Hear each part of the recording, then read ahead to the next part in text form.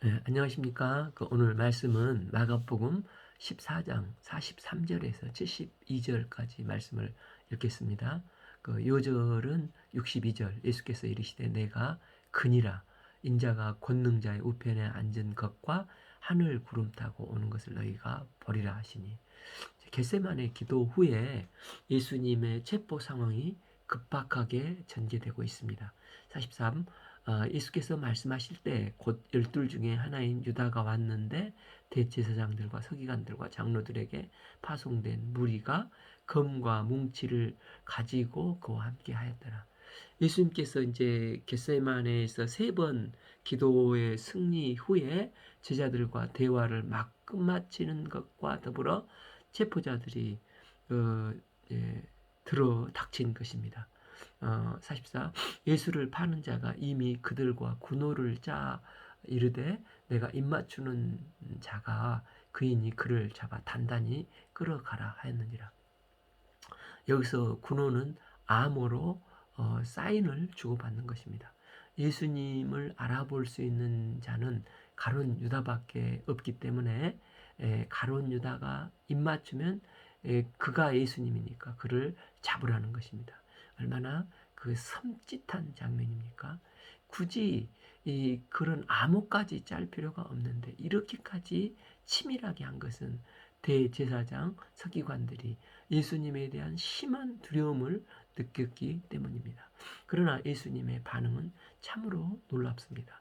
마태복음 26장 50절 예수께서 이르시되 친구여 내가 무엇을 하려고 왔는지 행하라 하신데 이에 그들이 나와 예수께 손을 대어 잡는지라. 예수님은 체포되는 순간에도 친구여 라고 말을 합니다. 상대는 변질될 대로 변질되어 스승의 등에 칼을 꼽는 자가 아닙니까? 그러나 예수님은 변함없이 친구여, 예수님은 친구여 대해주셨습니다. 요한복음 13장 1절 예수께서 자기 사람을 사랑하실 때 끝까지 사랑하시니라. 어, 예수님은 가룟 유다에게 끝까지 친구여 하며 부르신 것은 아직도 기회가 있으니 돌아오기를 기다리는 그 예수님의 마음을 전한 것입니다. 이게 어떻게 가능합니까? 예수님은 겟세마네에서도 그 겟세마네에서 3번 기도의 승리를 하셨습니다. 예수님은 기도를 통해서 가룟 유다의 배반과 제자들의 부인과 도피 십자가의 길 모든 것을 기도로 이미 승리를 하셨습니다. 45. 예 와서 예수께 나와 랍비어하고 입을 맞추니 그는 예수님을 절대로 주여라고 하지 않고 랍비어 하고 섬찟한 입맞춤을 합니다. 끝까지 비열하지 않습니까?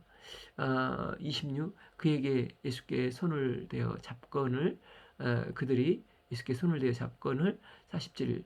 곁에 서 있는 자 중에 한 사람이 칼을 빼어 대제사장의 종을 그 귀를 떨었더니라. 요한복음 18장을 보면 이게 베드로인데 어디서 난 칼인지는 몰라도 베드로는 대제사장의 종인 말고의 귀를 단칼에 잘라버린 것입니다. 그러니까 기도하지 않는 후유증이 금방 나타납니다. 그러니까 제가 20대 읽었었던 것으로 기억하는데 김은의 장편 소설 칼의 노래라는 소설이 있습니다. 이수신 장군은 조정의 불신을 받게 되고 조정의 간신들은 왕 곁에서 갖은 음모를 꾸밉니다. 이로 임금은 혹 이수신이 역모를 꾸미지 않을까 하고 그를 두려워하지 않습니까? 이수신의 는 적에 의해서가 아니라 자기가 충성한 임금에 의해서 죽게 될 위기에 처하게 됐습니다. 그럼에도 이수신은 나라가 백성을 위해 외적과 치열한 싸움을 계속합니다. 이 소설에서 작가는 이수신의 고뇌와 절제된 감정을 잘 보여주고 있습니다. 그는 자신을 모함하던 자들을 향해 칼을 들지 않고 묵묵히 적과 싸우다가 노량의 전에서 죽지 않습니까? 이처럼 예수님께서는 상대를 겨눈 칼이 아니라 오히려 십자가의 죽음의 길을 가십니다. 예수님은 범죄한 온 인류를 구원고자 대적자들에게 칼을 겨누지 않으시고 묵묵히 하나님의 뜻인 십자가의 길을 가셨습니다. 창세기 22장에 아브라함이 아들 독자 이삭을 향해 든 칼같이 바로 이 칼은 아버지 하나님이 아들 예수 그리스도를 향해 십자가에서 든 칼이셨습니다. 칼은 벨보다도 칼집에 있을 때가 아름답다는 말을 하지 않습니까? 우리가 칼이 아니라 칼집에 넣는 아름다움을 유지하려면 어떻게 해야 합니까? 바로 기도의 자리로 나가야 됩니다. 이게 바로 예수님의 겟세마네 기도입니다. 예수님은 겟세마네에서 나의 원대로 마옵시고 아버지의 원대로 하옵소서. 땀방울이 핏방울이 되기까지 이 올리브가 이 틀에 막 으깨지고 찢겨질 때까지 3번 기도하여 예수님은 기도로 승리하셨습니다. 우리도 기도를 통해서 육적인 혈기 또 나의 힘을 사용하여 칼을 휘두르고 싶은 유혹을 극복하고 아버지의 뜻에 순종하여서 하나님의 뜻을 이루는 기도의 자리에서 기도의 승리를 하는 종들이 될 수 있기를 기도합니다. 48 예수께서 무리에게 말씀하여 이르시되 너희가 강도 잡는 것 같이 검과 몽치를 가지고 나를 잡으려 왔느냐. 49 내가 날마다 너희와 함께 성전에 있으면서 가르치셨을 때 너희가 나를 잡지 아니하였도다. 그러나 이는 성경을 이루려 함이니라 하시더라. 이렇게 예수님께서 붙잡히는 것은 너희 힘 때문에 어쩔 수 없이 이게 붙잡히는 게 아니라 이미 구약에 예언된 메시아에 대한 하나님의 약속을 이루기 위해서 붙잡힌다는 것입니다. 제자들이 다 예수를 버리고 도망한지라. 51 한 청년이 벗은 몸을 배에 헛붙인 헛이불을 두르고 예수를 따라가다 무리에게 잡힘에 52 배에 헛이불을 버리고 벗은 몸으로 도망하니라. 복음서에서 이곳에만 이 사건이 나오는데 한 청년이 겉옷을 입었는데 요즘처럼 뭐 단추가 있는 것도 아니고 더구나 중동 옷이지 않습니까? 그러니까 아마 군인들이 그를 잡으니까 확 도망가려고 하다 보니까 옷이 홀딱 벗겨진 것 같습니다. 그 사람이 바로 마가였다 하고 지금 긴박하게 전개되는 상황에서 자신이 이 사건의 중심에서 지켜본 증인인 것을 기록으로 남기고 있는 것입니다. 53 그들이 예수를 끌고 대제사장에게로 가니 대제사장들과 장로들과 서기관들이 다 모여 있더라.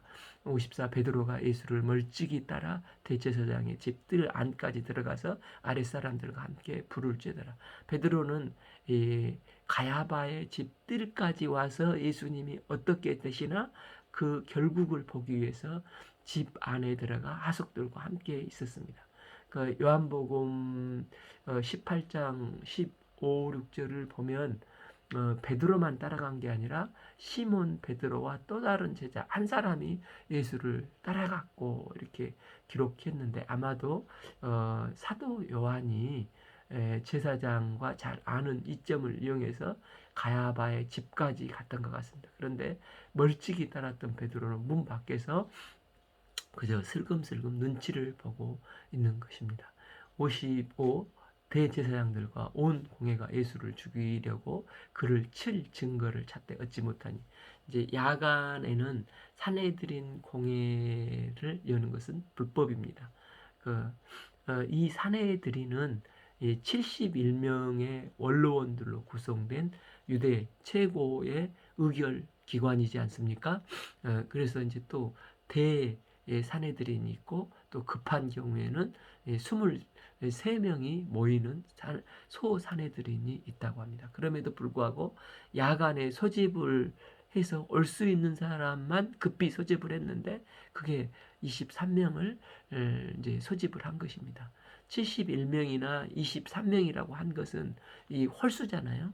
그래서 5대 5로 똑같으면 이제 그 결정을 못 하니까 판결을 위해서 홀수로 했고 안건이 이제 포결을 되려면은 안건이 표결을 되려면은 적어도 저기 2표 차이가 있어야 최종 의결이 된다고 합니다. 56. 이는 예수를 쳐서 거짓 증언하는 자가 많으나 그 증언이 서로 일치하지 못합니다. 그런데 증인들이 성전도 아니고 헤롯 궁전도 아니고 개인 집에서 이 사내들인을 개최해서 사형시키려고 밀어붙이려고 했는데 그 안에서도 의견 통일이 안 되어서 예수님의 사형 선교가 집행되지 못하고 있습니다. 이는 사내들인 안에서도 이 예수님에 대해서 우호적인 사람들이 있었다는 것입니다. 그러니까 니고데모라든지 아리마대, 요셉 등 예수님의 호의적으로 보이는 사람들은 이 일은 사형시킬 정도가 아닌 것 같은데 하면서 판결이 유보되는 것입니다. 그래서 출애굽기 그 21장 32절에서 30세겔이 사람을 들여받아 죽인 소의 값이 30세겔이라고 해서 이 은 30세겔을 가룟 유다가 받지 않습니까? 그래서 종교 지도자들이 예수님을 죽였지만 예수님을 들이받는 소가 종교 지도자들 간의 의견이 불일치로 실제 사형 언도를 못하고 다음날 이방인 본디오 빌라도가 사형 언도를 했기 때문에 빌라도에게 넘겨지지 않습니까? 그래서 사도신경에서는 본디오 빌라도가 매번 언급되지 않습니까? 예수님을 죽인 자들은 유대인들이지만 그들은 매번 사도신경에서 본디오 빌라도를 콕 집어서 비난을 합니다. 그러니까 빌라도는 예수님이 무죄인 것을 알지만 책임을 회피하고 직무유기를 저지른 죄를 저질렀습니다. 빌라도는 헤롯 대왕의 아들 3명의 그 분봉왕 중에서 그 폭군 아킬레오를 해임하고 그 후임 총독으로 부임한 사람이 빌라도가 아닙니까? 그는 부임을 해서 화폐 개혁을 단행을 합니다. 왜냐하면 1세기의 사람들의 의식을 통합해서 홍보하기에 가장 좋은 방법은 그 당시는 뭐 TV가 있는 것도 아니니까 화폐를 통한 방법이었기 때문에 동전에다가 통치 메시지를 담는 것입니다. 그러면 사람들이 매일 이 돈을 쓰기 때문에 이 쇠뇌가 부지불식간에 되는 것입니다. 빌라도가 기존 초막절 때 보리 모양의 그림이 있는 화폐 문양에다가 이제 새로운 글과 그림을 집어넣고 이제 로마가 들어왔으니 너희들을 더 풍요롭게 해주겠다. 단 너희들은 로마 황제에게 절을 하도록 하는 교묘한 방법을 쓰고 결국은 예수님을 죽인 황소 역할을 빌라도가 하게 되는 것입니다. 그래서 유대 율법에서는 이방인에게 이 돈을 받으면은 더러운 돈이 되니까 마태복음에서 가룟 유다는 종교 지도자들이 아닌 이방인 빌라도가 예수님을 사형 집행하는 황소가 되었기 때문에 더 큰 율법의 정죄로 무죄한 피를 흘렸다고 고백하고 또 자신의 큰 양심의 가책을 받고 회개하지 않고 후회하다가 결국은 자살을 하게 되지 않습니까? 56절 이는 예수를 쳐서 거짓 증언한 자가 많으나 그 증언이 서로 일치하지 못합니다. 마가는 증거와 거짓 증인이라는 중복적인 언급을 통해서 그들의 이러한 모든 작업이 거짓된 것임을 강조하고 있습니다. 종교 지도자들은 그동안 예수님을 빼앗겼던 인기를 다시 자기들이 찾아오기를 바라며 이제 새벽부터 또 몰려 들어온 것입니다. 원래 이제 증거는 찾아놓고 그 증거를 검토하고 사형을 시킬지 무기징역을 선고할지 결정을 해야 되는 게 아닙니까?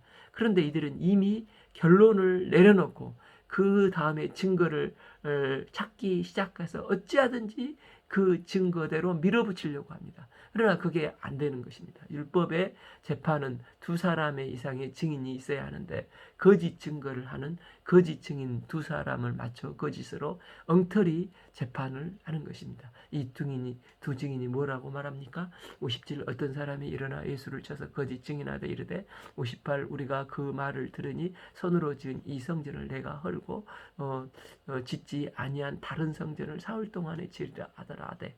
그러니까 나머지 한 사람도 그때 그 말 나도 들었어요 하니까 두 증인이 이제 나오게 되는데, 이제 원래 그 요한복음 2장 19절에서 예수님께서 말씀하셨지 않습니까? 예수께서 대답하여 이르시되 너희가 이 성전을 헐라 내가 사흘 동안에 일으키라. 이 말씀은 자세히 보면 내가 성전을 헐고가 아니고 너희가 그 성전을 헐라. 그러면 내가 이 성전을 사흘 만에 일으키리라 말씀하셨습니다.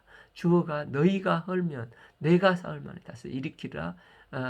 완전히 전적으로 다른 말씀을 하셨습니다.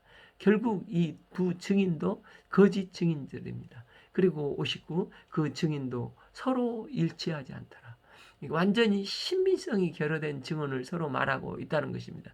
이들이 예수님께 뒤집어 씌운 제목은 성전을 헐고 3일 만에 다시 짓겠다는 것을 가장 치명적인 제목으로 뽑았습니다. 왜냐하면 대제사장들은 이제 성전에서 희생 제사를 드리는 것으로 자신들의 존재의 이유가 있는 사람들이었고, 경제적 기반도 거기에서 나오는데, 이제 예수님께서 희생 제사를 이제 드리지 말라고 하시고, 내가 이제 그리스도의 고백 위에 교회를 세우겠다고 하시고, 더군다나 이 새로운 성전은 사람의 손으로 세워지지 않고 사람들이 모여 있는 것이 에클레시아 교회이고, 심지어 바울은 그 몸 자체가 성전이다 하지 않습니까? 이처럼 예수님께서 성전에서 하신 행동은 성전 제사를 폐하시고 이제 무화과 나무가 뿌리까지 타락된 것을 말라버리게 하지 않습니까? 다윗도 또 예수님께서는 내게 주라고 했다. 또한 예수님은 스스로 메시아라고 선포를 하셨지 않습니까? 또한 베다니 집에서 음식을 드실 때 한 여자 마리아가 기름 부음을 하고 예수님을 메시아로 주장하는 사건이 이어지지 않습니까? 이런 사실이, 그런데 또 사실 종교 지도자들은 공생의 갈릴리 사역 초반부터 기득권의 위협을 느끼고, 마가복음 3장 22절 같은 경우를 보면 예루살렘에서 내려온 서기관들이 그가 바알세불을 지폈다 하며 또 귀신의 왕을 힘입어 귀신을 내쫓아낸다. 그러니까 귀신의 왕초 이 파리 대왕의 힘을 빌려서 악한 영을 치유한다고. 예수님을 일종의 샤머니즘쯤으로 미친놈 취급을 하면서 모함을 계속적으로 해왔지 않습니까? 그러니까 예수님의 어머니가 너무 급박하니까 당시 동생들을 데리고 와서 지금 사람들이 너 미쳤다, 뭐 잡으러 와 하면서 예수님을 경고하러 오시지 않습니까? 그래서 지금 예수님의 기본적인 행위는 거짓 예언자로 성전에 대해서 헛된 예언을 하고 사람들을 미혹했다, 혹세 무민했다는 것으로 제목을 뒤집어 씌우는 것입니다. 60 대제사장 가운데 일어서서 예수에게 물어 이르되 너는 아무 대답도 없느냐?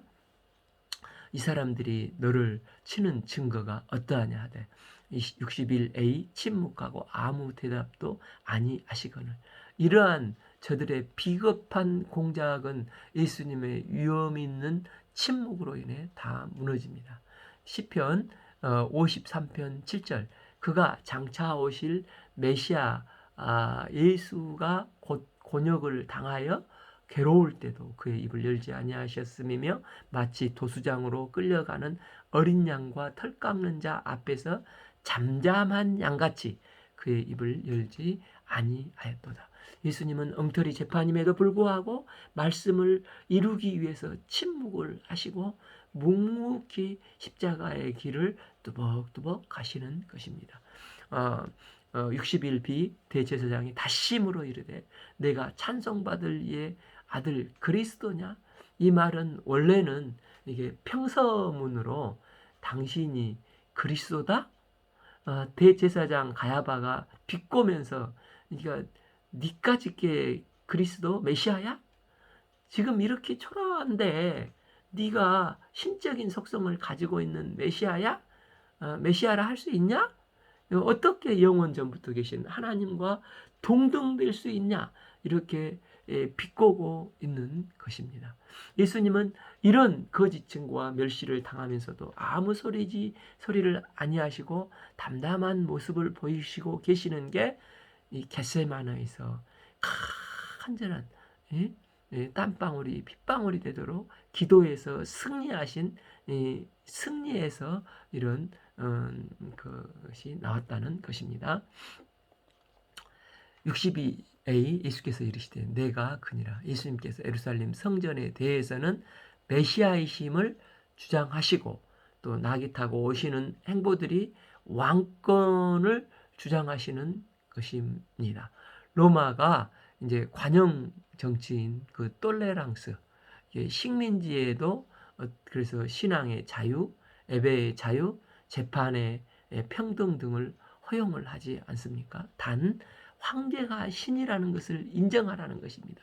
내가 그니라 이 말씀을 꼬투리로 그렇기 때문에 제사장들이 사내들인에서 사형 의결이 안 되니까 이 예수님을 로마 빌라도에게 넘기는 빌미를 잡게 되는 것입니다. 62b 인자가 권능의 우편에 앉은 것과 하늘 구름 타고 오는 것을 너희가 보리라. 이 말씀은 구약 시편 110편 11절 여호와께서 내 주에게 말씀하시기를 내가 내 원수들로 내 팔이 벌판이 되게 하기까지 너는 내 오른편에 앉아 있으라 하셨도다. 근거를 가지고 말씀을 하십니다. 예수님은 하나님과 동등된 삼위일체로 예수님의 지위는 본질상 하나님과 동급이라는 것입니다. 또한 다니엘서 7장 13절 내가 또 밤에 환상 중에 보니 인자 같은 이가 하늘 구름 타고 와서 옛적부터 항상 계신 이에게 나아가 그 앞으로 인도됨에 메시아가 장차 하늘 구름 타고 하나님 앞으로 승천해 가시는 모습을 인용하고 있습니다. 그래서 예수님은 십자가에 죽으시고 부활하사 승천하시고 하나님 권능의 우편에 앉아 계시다가 때가 되면은 계시록 1장 7절 볼지어다 그가 구름 타고 오시리라. 각 사람의 눈이 그를 보겠고 그를 찌르는 자들도 볼 것이요 땅에 있는 모든 족속이 그로 말미암아 애곡하리니 그러하리라. 아멘. 예수님의 권위가 재림하실 때 가장 결정적으로 드러나게 되는데 그러니까 택하신 만민에게 복음이 증거될 때 그때 예수님은 구름 타고 오실 것이라는 것입니다. 이에 재판을 하고 있는 대제사장들은 어떻습니까? 63 대제사장이 자기 옷을 찢으며 이르되 우리가 어찌 더 증인을 요구하리오. 대제사장이 옷을 찢는 경우는 토라 즉 모세 오경을 임의로 누군가가 바꿨을 때 대제사장이 토라가 모욕당했다는 증표로 자신의 옷을 찢고 다시는 꿰매지 않는다는 것입니다. 그래서 예수님이 62절 이제 말씀을 하시니까 대제사장이 옷을 찢으면서 더 이상 증인이 필요 없네. 당장 사형시켜야 할 사람이네 하면서 64절 그 신성 모독하는 말을 너희가 들었도다. 너희는 어떻게 생각하냐 하니 그들이 다 예수를 사형에 해당한 자로 정죄를 합니다. 이것은 예수님이 구약성서, 다니엘서, 시편을 인용하면서 메시아가 장차 하시게 될 일을 말씀하신 것인데 대제사장은 그것을 신성 모독으로 성경 말씀을 함부로 자기 마음대로 짜집기 해서 인용했다고 판단을 하는 것입니다. 그러면서 모세 오경 즉 토라가 모욕당했다. 완전히 하면서 완전히 할리우드 언어 액션을 취하면서 그 옷을 찢고 난리법석을 치우는 것입니다. 65 어떤 사람이 그에게 침을 뱉으며 그의 얼굴을 가리우고 주먹으로 치며 하인들은 손바닥으로 치더라. 그러면서 67 이에 예수의 얼굴을 침뱉으며 주먹으로 치고 어떤 사람은 손바닥으로 때리며 재판의 결론이 내려지기도 전에 그야말로 갖은 멸시천대 죄인 취급을 하는 것입니다. 그런데 예수님은 이런 모욕과 수치를 주는 것에 대해서 어떻게 너희들이 나에게 이렇게 행동할 수가 있어? 그러면서 화를 내시지도 전혀 저항하지도 않으십니다. 왜입니까? 하나님의 말씀을 이루려 함이십니다. 그 이사야서 50장 6절 이사야는 장차 오실 메시아가 어떤 모습으로 오실 것인가 기록해 두고 있습니다. 나를 때리는 자들에게 여기서 이제 나가 장차 오실 메시아시죠. 내 등을 맡기며 나의 수염을 뽑는 자들에게 나의 뺨을 맡기며 모욕과 침뱉음을 당하여도 내 얼굴을 가리지 아니하였느니라.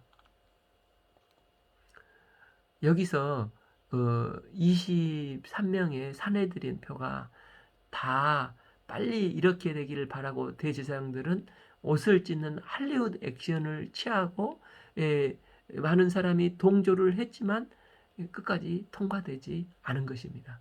그래서 이제 자기네들끼리 판결이 안 되기 때문에 이제 15장 1절에서 새벽에 빌라도에게 끌고 가는 것입니다. 여기서 마가의 글쓰기 스타일인 이 샌드위치 구조로 계속해서 글을 짜나가지 않습니까? 그래서 겟세마네에서 3번 기도 요청을 했고 저기 14장 29절에서 베드로의 3번 부인을 애언을 하셨고 그 과정 이루어지는 과정 사이에 불법 재판 과정을 끼워 넣으면서 베드로의 이야기를 다시 구성을 하고 있습니다. 66 베드로는 아랫뜰에 있더니 대제사장이 여종 하나가 와서 67 베드로가 불쬐고 있는 것을 보고 주목하여 이르되 너도 나사렛 예수와 함께 있었도다 하거늘 68 베드로가 부인하여 이르되 나는 내가 말하는 것이 무엇인지 알지 못하고 깨닫지 못하겠노라 하며 앞들로 나갈세. 처음 베드로는 밖에 있다가 점점 앞들로 들어갑니다. 70 또 부인하여 조금 후에 곁에 있는 사람들이 다시 베드로에게 말하되 이제 누가복음 22장 59절을 보면 1시간쯤 있다가 이제 부인을 한 것으로 나와 있습니다. 이걸 볼 때 그동안 베드로는 계속 그 장소에 머물러 있었던 것을 보게 됩니다. 그는 이미 2번 부인을 하고 위험을 느끼면서도 왜 점점 예수님께 더 깊게 들어간 것입니까? 아마도 베드로는 자기가 호언장담했던 것을 나름대로 자기 성실과 충성심으로 끝까지 지켜보려고 했던 것 같습니다. 69 여종이 그를 보고 곁에 있는 자들에게 다시 이르되 이 사람이 그의 도당이라 하되 70 또 부인하더라. 조금 후에 곁에 있는 사람이들이 다시 베드로에게 말하되 너도 갈릴리 사람이 참으로 그 도당이라. 71 그러나 베드로가 저주하며 맹세하되 나는 너희가 말하는 이 사람을 알지 못하니라. 72 달기 곧 2번째 울더라. 이에 베드로가 예수께서 자기에게 하신 말씀 곧 달기 2번 울기 전에 내가 3번 나를 부인하라 하심이 기억이 돼 그 일을 생각하고 울었더라.